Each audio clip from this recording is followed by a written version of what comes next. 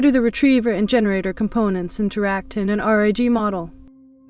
Answer: in an RAG retrieval augmented generation model, the retriever and generator components work together to generate a response. The retriever is responsible for fetching relevant documents or information from a large corpus or database based on the query or context provided.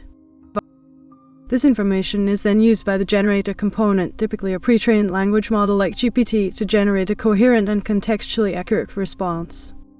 The generator uses the retrieved information as additional context to guide its output, ensuring that the response is fluent and grounded in factual data.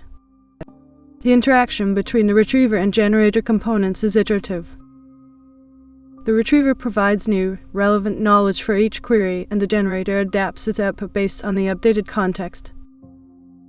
For example, in a question-answering task, the retriever might pull several passages related to a specific question, and the generator would then synthesize this information to produce a comprehensive and accurate answer.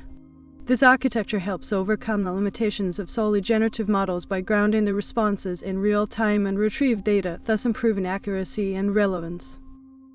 By combining the strengths of both retrieval and generation, RAG models can generate high-quality responses that are both informative and engaging.